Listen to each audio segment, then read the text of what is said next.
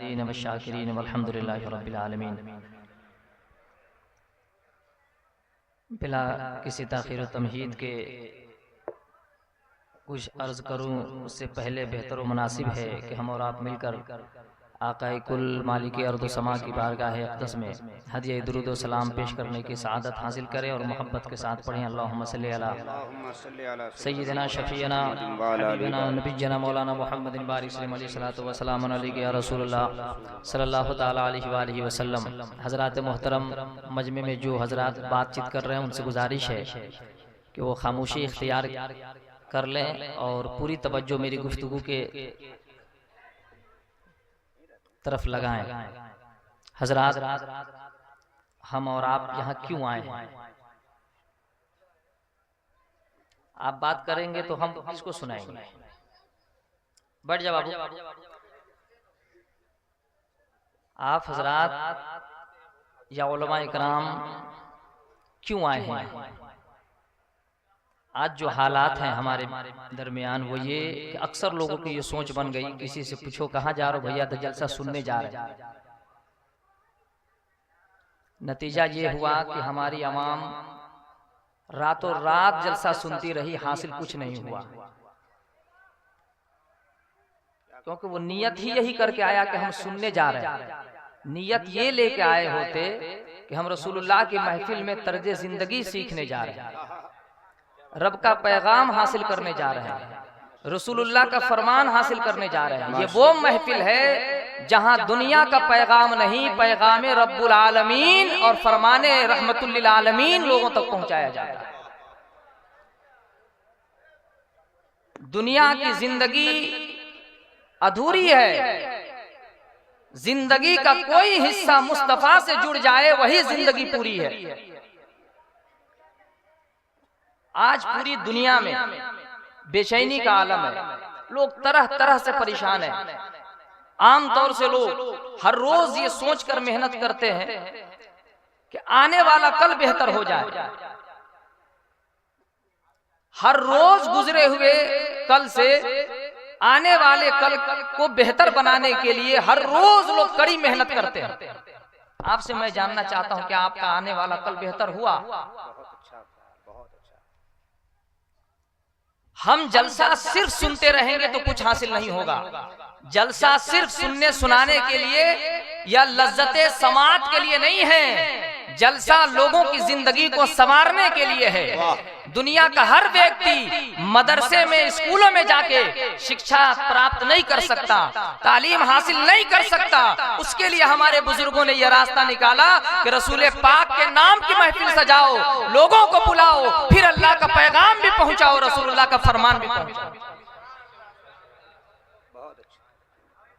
ये लज्जते समात के लिए महफिलें नहीं सजाई गई, आपकी जिंदगी को बेहतर बनाने के लिए, आपको लूटने के लिए या आपको जीतने के लिए नहीं, बल्कि उलमाए कराम की यही कोशिश होती है और यही फिक्र होती है कि अवामुन नास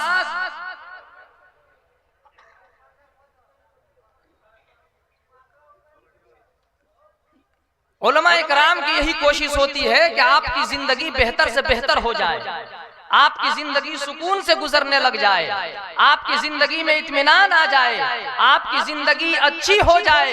ये हमारी कोशिश होती है, वरना फिर हमारा रात भर यहाँ बैठना, आपका रात भर बैठना फिर बेमाना हो। आज मैं आपसे यही कहूंगा, क्योंकि एक शख्स ने कहा था मुझसे हाथ जोड़कर कि आपके पास बेहतरीन मेंबर है, जुमा के दिन मस्जिद का मेंबर है, आए दिन लोग आपको बुलाते हैं, याद करते हैं, आपके पास मंच है, आप मेरा एक पैगाम लोगों तक जरूर पहुंचाना, जहां भी जाना लोगों से ये कहना कि लोगों अपनी जिंदगी को बेहतर बनाना चाहते हो तो तालीम के मैदान में कदम रखो, अपनी जिंदगी को सजाना चाहते हो तो तालीम के मैदान में कदम रखो, अपनी जिंदगी को संवारना चाहते हो तो तालीम के मैदान में कदम रखो, अपनी जिंदगी में इनकलाब लाना चाहते हो तो सिर्फ इनकलाब जिंदाबाद का नारा लगाने से तुम्हारी जिंदगी में इनकलाब नहीं आएगा। इनकलाब लाना है तो तालीम के मैदान में कदम रखो। 3 बातें मैं अर्ज करके आपसे रुखसत हो जाऊंगा, क्योंकि बड़े बड़े उलमा इकराम यहाँ मौजूद हैं। ये हमारी और आपकी मुश्तरका खुशनसीबी है, फिरोज बख्ती है कि हम उर्से फखरुल उलमा में शिरकत की सआदत हासिल किए हुए हैं और हजरत के फैज से माला माल हो रहे हैं। एक रिपोर्ट आपको पढ़ के सुनाता हूं। हमने इस्लाम को और सुन्नत रसूल को, शुक्रिया,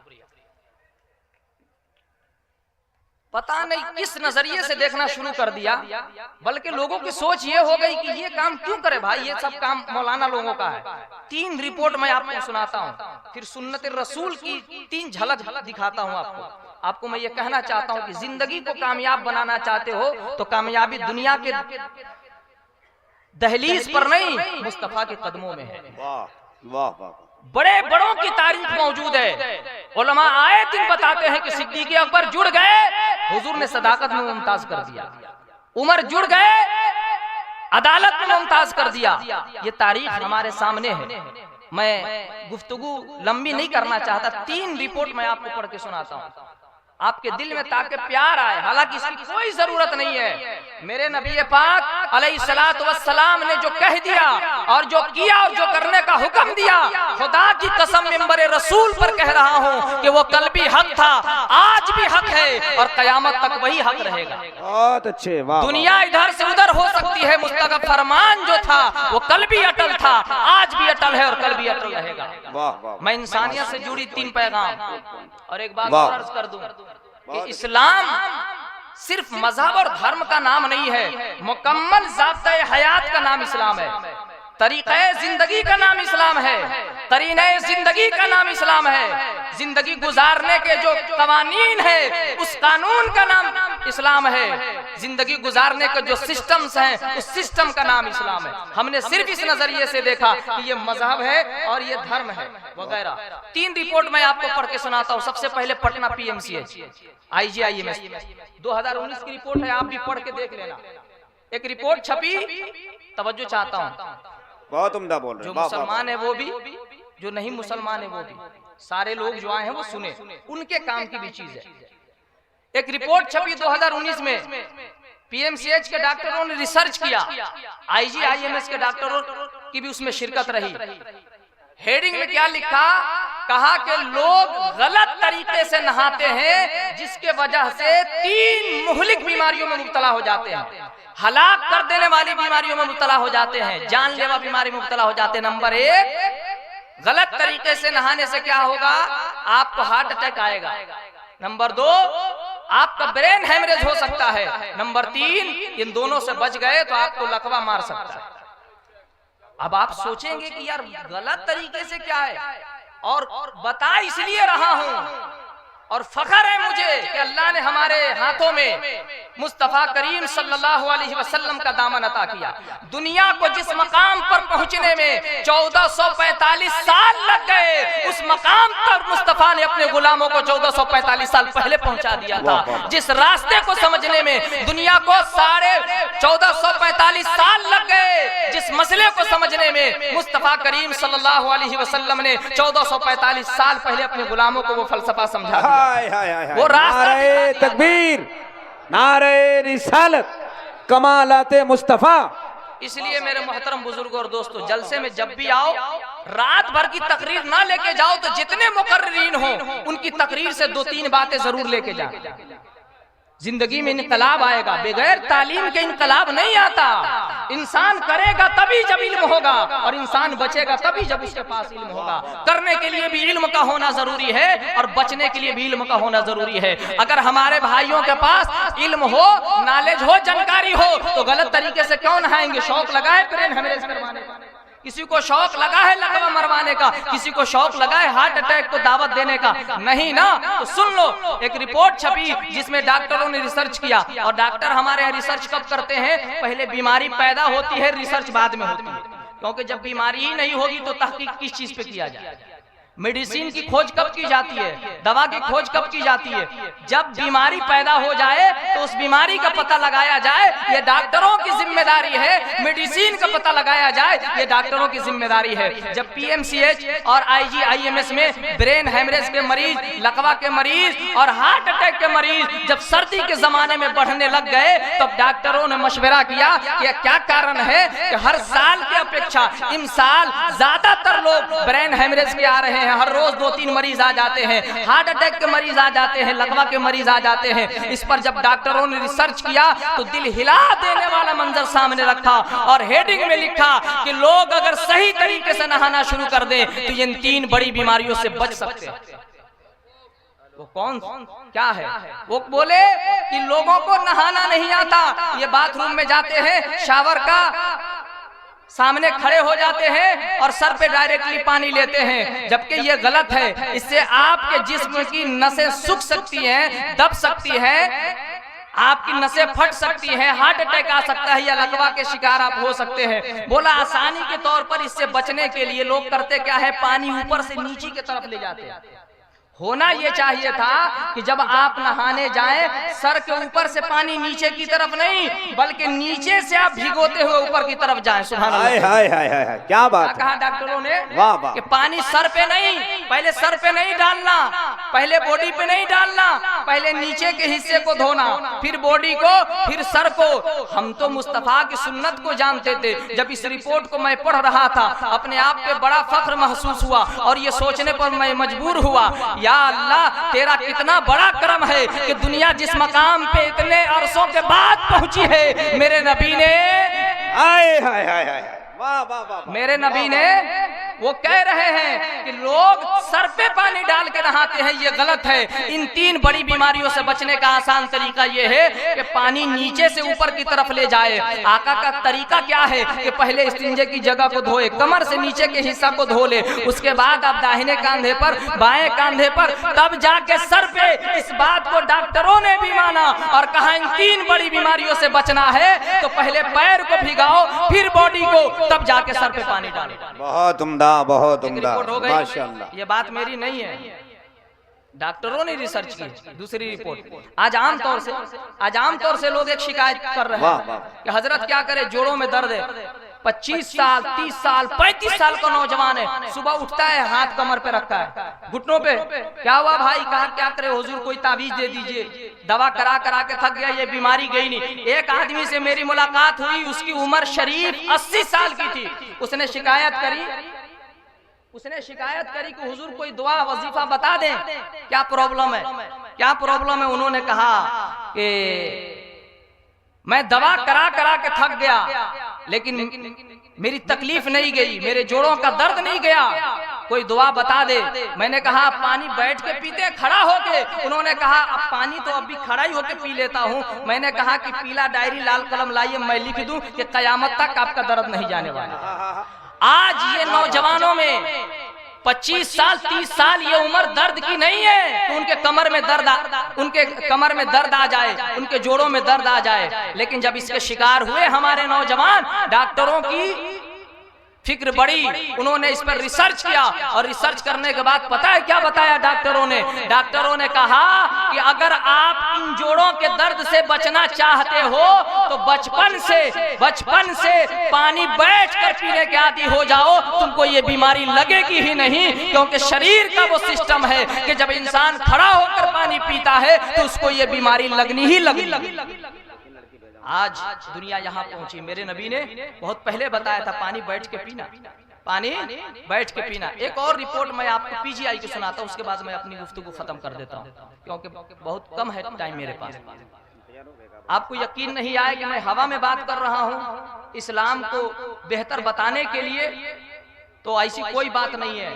जो भी मैं कह रहा हूँ उसकी दलील और सबूत मेरे मोबाइल में मौजूद है, मैंने उसकी फोटो रखी है। हो सकता है कोई कह दे कि मौलवी साहब आपने हवा में बात कर ली। आखिरी रिपोर्ट मैं पेश कर रहा हूँ, पीजीआई की रिपोर्ट है। उसमें कहा कि गलत तरीके से इंसान की जिंदगी में रोज पानी पीना है, इंसान की जिंदगी में रोज खाना है और इंसान की जिंदगी में नहाना, ये 3 काम जरूरी है। इसलिए ये 3 बातें अर्ज कर रहा हूँ। कहा कि गलत तरीके से लोग खाना खाते हैं जिसके वजह से कोलन कैंसर बढ़ रहा है। आज हमारी माएं बहनें भी हैं, अपने बच्चों पे जुल्म कर रही है, खुद को बचाने के लिए बच्चों को हाथों में रोटी लपेट कर दे देती हैं, वो दांतों से काट कर खाता है, जिससे गुर्बत के वो शिकार भी होते हैं। और बचपन से ही माओ ने अपने बच्चों को कैंसर के हवाले कर दिया। पीजीआई की रिपोर्ट है, इस पर रिसर्च हुई, जबकि उन्होंने कहा कि ये कैंसर, कोलन कैंसर की बीमारी वेस्टर्न कंट्रीज वगैरह में पाए जाते हैं। 1 लाख में 40 लोगों को ये बीमारी लगती है। हमारे भारत में इनकी तादाद 2 थी, जो कि बढ़ करके 10 तक जा पहुंची है। 2 थी, 1 लाख में 2 मरीज ऐसे होते थे कोलन कैंसर। कोलन कैंसर कहते हैं बड़ी आंत के कैंसर।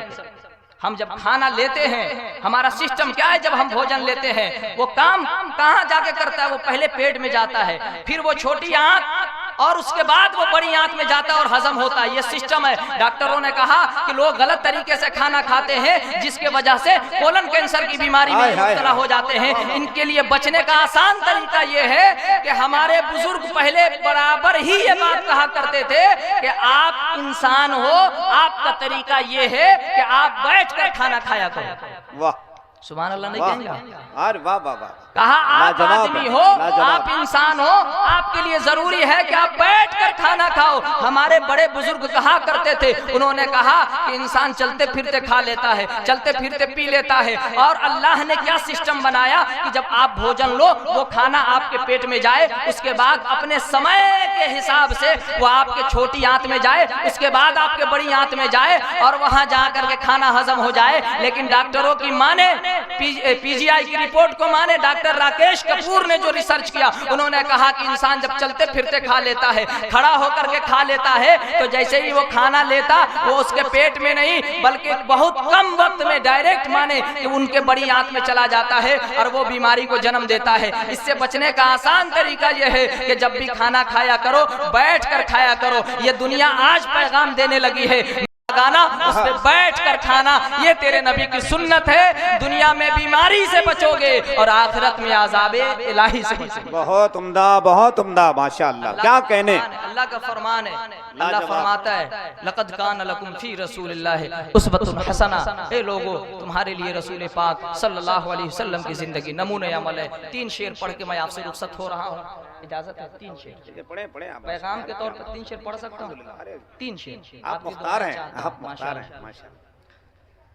3 शेर पढ़ता हूँ और सारे लोगों की शिरकत चाहता हूँ, दुआएं चाहता हूँ। ये 3 शेर पढ़ रहा हूँ सिर्फ पढ़ने के लिए या सुनाने के लिए नहीं, बल्कि इन 3 शेरों में पैगाम आप तक पहुँचा रहा हूँ। एक बार मोहब्बत से कह दीजिए सुभान अल्लाह, पीछे वाले भी कह दे सुभान अल्लाह, और मोहब्बत से कह दे सुभान अल्लाह। सुभान अल्लाह, माशाअल्लाह। हाजिर करता हूँ के हक की पहचान बन कर जियो तो सही। हम तो कुछ नहीं कहेंगे, वो शायर साहब जब आएंगे फिर वो आपका क्लास लगाएंगे। के हक की पहचान बन कर जियो तो सही, तुम निगहबान बन कर जियो तो सही। हक की पहचान बन कर जियो तो सही, तुम निगहबान बन कर जियो तो सही। के ये ज़माना अदब से झुकाएगा सर, के ये ज़माना अदब से झुकाएगा सर। तुम मुसलमान बन कर जियो तो सही, बहुत अच्छे मुसलमान बन कर जियो तो सही। तुम मुसलमान बन कर जियो तो सही। और रब की राहों में फरियाद तो कीजिए, मुश्किलों में उसे